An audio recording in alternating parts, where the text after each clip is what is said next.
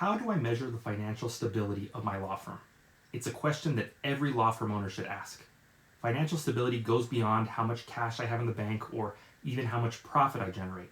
It's a comprehensive look at what we have, what we owe, and what our company is worth. Today, we're going to talk about the balance sheet. We're going to talk about what it is, how to review it, and what it means to us and to our law firm. Welcome to Capital Counsel, a weekly show designed to help law firm owners transform the way they view and manage their firm by teaching them how to develop a CFO mindset. Hi, Brian Weirson here. Today, we're continuing our series on accounting and reporting for our law firm. This is the third in that series. First, we talked about the chart of accounts, the basis for our accounting. Second, we talked about the income statement or profit and loss. I'll ask you right now, go back, take a look at those, watch those videos, get that full understanding of what we're talking about. Doesn't have to be in order. You can finish this one and go back and check those out afterwards. The other key video that you should check out is episode 2 of Capital Counsel. That is where I talk about who the chief financial officer of your law firm is. The whole episode is valuable, but I'll give you the essence of it right now. You are the chief financial officer of your law firm. There is no other executive charged with keeping an eye on accounting, finance, tax. You're the owner. You are the one responsible. You are responsible not for doing all the tasks, but you are responsible for understanding what's going on. So let's jump right into the balance sheet.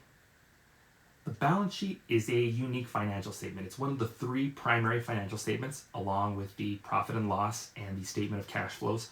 Every time you see a company reporting their financials, from a small company giving their stuff to the bank for a loan, all the way up to a Fortune 500 company doing a public filing, you're going to see 3 financial statements: the income statement or profit and loss, the balance sheet, and the statement of cash flows. The difference between the balance sheet and those other 2 statements is that those statements cover a period of time. You will see a profit and loss that covers a month or a quarter or a year. Same goes for the statement of cash flows.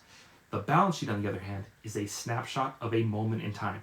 As of this exact moment, whatever moment that we choose to report, this is what we have in the business. The balance sheet is made up of 3 sections: assets, liabilities, and owner's equity. These 3 items are absolutely central to the concept of accounting. They are so important that the 3 of them together form what we call the accounting equation. Assets equals liabilities plus owner's equity. That is the centerpiece of accounting as a whole. The first section is assets. Very simply stated, assets are what we own. This is what we have in our business. We have current assets and we have long-term assets. Current assets are going to be things that are very familiar to you. Cash in the bank, petty cash that you might have at the office, accounts receivable, things that are owed to you by your clients. There's a few other potential receivables that you might have. If you have something that's prepaid, for example, you prepaid rent or some other expense, that might appear on the current assets. That's something that is you hold that is of value to you and to the firm. Then we have long-term assets. In your case, these are mostly going to be things like property. That could be in the case of real property. You can have a real estate if your firm owns a building, or more likely it's going to have things on it like computers, hardware, furniture. Those are the kinds of things that you're going to see in your long-term assets. Those together make up your asset section, what you own. The second section is liabilities. This is what you owe. Short-term liabilities are going to include things like accounts payable. If you have bills that you've entered that are going to be due in the next 30 or 60 or 90 days, that might show up in your accounts payable. Very often for a law firm, you're going to have here unearned revenue. So very likely, depending on the type of law you practice, but often you're going to have an account where you have to hold funds that are not yet earned. This would be unearned revenue. That's a liability to you. You've already received the cash, but you owe the work. So this is a liability, short-term liability. Long-term liabilities are going to be typically loans. things that you might have. If you own that building that was an asset for you, you might have a mortgage on that building that you're paying. If you have a car that you own through the firm, that is a long-term loan that you would have on there. If you have a line of credit that you're going to have to pay back over a series of multiple years, that might be in that section. These are all of things that you owe. Equity is the final section of the balance sheet. This essentially means what your company is worth. Think back to that accounting equation. Assets equals liabilities plus owner's equity. We probably aren't all math majors. I'm certainly not, but we can do a little bit of algebra. If assets equals liabilities plus owner's equity, then equity equals assets minus liabilities. Simply stated, what we own minus what we owe is what our firm is worth. Now, we don't want to get too hung up on the equity section. This is what our firm is worth at the moment. It's not what our business is worth to us or what we're worth as people. You are a service business. So I will remind you, one thing that is a principle of the CFO mindset, a principle of what I teach, is simplicity. We are service businesses. You are, I am as well. We don't make our money primarily by selling products. We don't have to build up a huge inventory stock in a warehouse and then sell it off slowly. Instead, what we make our money on is delivering a service. That's fantastic in a lot of ways because we don't have to make that investment. We don't have to buy that warehouse. We don't have to buy a bunch of inventory or raw materials. We don't even have to have a big staff because we have the ability to just provide a service and make money. That means that our balance sheet can remain very, very simple. Think of our assets. Could we have a long list of assets that we own? Yes. Should we? Probably not. If we don't need it, we don't need to clog up what we're doing. We need to keep things as simple as possible. Liabilities, even more important. Do we need to have a long list of loans on the books for our law firm? We really don't. At most, we should probably have a small line of credit that we're able to get after a few years of operation that would allow us to maintain cash flow if something happened. For example, we have a huge contingent fee that's going to be coming to us in 90 days and we have to do the work up front. We might need to take some money out on a loan in order to bridge that gap. That's the kind of thing that we would need to see in liabilities. If we're taking out huge loans to try to grow, we're probably doing things the wrong way. A lot more to be discussed on this, which I promise you we will right here in this space in the future. Equity. When we look at the value of our company, it is not a big deal if the equity is very small. A simple, very successful firm could very easily have assets of only a few $1,000s, liabilities of less than that, and a very small equity balance. That doesn't mean that you're not a successful firm. That means that you decided to keep things lean. Remember, also, you are the owner of the company, so your income ties in with this equity section. So how do we change the value of equity? There are really two ways that equity is going to change in a small law firm. One, net income is going to increase our equity. So the number that comes out of the bottom of that profit and loss, that net profit, comes from there and flows into our equity section to increase our equity.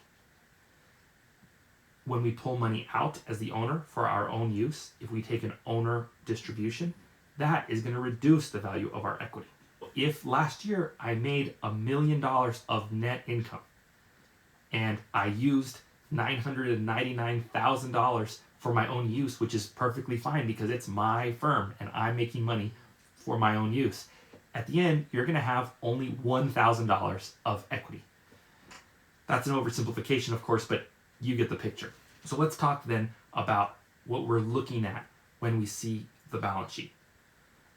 Unlike the profit and loss, which we review to make sure that we're spending money correctly and that we are not making any errors in terms of our business decisions, primarily for a law firm that is smaller, that is closely held, our primary reason for looking at the balance sheet is to make sure that our accounting is correct. You should be able to, because your firm is small, because you're going to have a finger on the pulse of the business, you should be able to know where you stand. You should not be surprised by the cash balance on the balance sheet. You should not be surprised by any receivables or payables on the balance sheet. You should have, and we're going to talk about that more when we get to cash flow, you're going to have a very strong idea of where your business stands on a liquidity level, how much money you have to spend. So what are you looking at in the balance sheet? You're looking to see, is our accounting correct? I'm going to look at the cash. Does it match more or less to what I have in the bank? Now it's going to be a little different because you might have checks that haven't cleared. You might have things that happen in the bank account that haven't been recorded and vice versa. So it may not be an exact tie, but if you have $1,200 in your bank account and you have $120,000 on your balance sheet for your cash balance, something is wrong. You need to get that fixed. You're going to know that. You're going to see your receivable balance, same story. You're going to know all the time how much you are owed by your clients. You are the CFO, you got to keep an eye on that. So if you open up your balance sheet and you're owed $500,000 and you know that's not true, that's something that needs to get fixed. We're going through this to make sure our numbers are correct. When we look at our equity balance, we're going to say, all right, does this make sense? We know what our firm is making. We know what we personally are pulling out for our own use. Does the leftover amount make sense? We are not using this to judge whether or not we're successful. If you have a very large organization, the balance sheet is a tool to say, do I have enough money to last 30 days, 60 days, 90 days? Because you have so many moving parts that this is a point where you can look at and see where you stand. That's true of your firm, but I believe that there are better places to judge that. What we're going to use the balance sheet for is to understand, are we recording it correctly? When we do, what does the big picture look like for us? So, assets. Is our cash balance close to what's in the bank? Is our receivables balance, does it make sense compared to what we have out right now that is due to us? On liabilities, do we have anything on there? Which should probably only be things like payroll liabilities that you owe that are going to be paid in the next week or two. Remember, you should not be managing this yourself. There are so many cheap services out there. QuickBooks Online, Payroll, ADP, Paychecks. Use a service that's going to file those and pay those taxes for you. It's very simple to do. So you shouldn't have that to worry about. If you have a big balance there, there's probably something wrong. If you have a loan, which please don't get a loan unless you absolutely need to get one for your firm. But if you have a loan, the balance should match what is on the last statement that you receive for that loan. Every time you review your profit and loss, which should be at least monthly, you should take a look at your balance sheet. One big thing about the balance sheet from an accounting perspective, if you are not sure of a transaction, if you have a $12 expense that you couldn't figure out what you did, you can't remember what happened to that $12, but you spent it, but you don't know how to classify it, do not put it on an asset or a liability account. The profit and loss, whatever happens there, that once you file a tax return and close out the year, it's gone. You've resolved that and it's done forever. If you put something on the balance sheet, it lives there until it is removed. The balance sheet is a permanent record. You cannot change that unless you get it fixed. So as you go and review this, remember, it's your responsibility to understand your balance sheet, to know what's on there, to know that it's correct. Because you are the chief financial officer, you are able to say, I know what should be on the balance sheet. I know the amounts that should be there. Now, let me hire somebody to come in and do the actual correction. But you know what belongs there, and you know what should be fixed.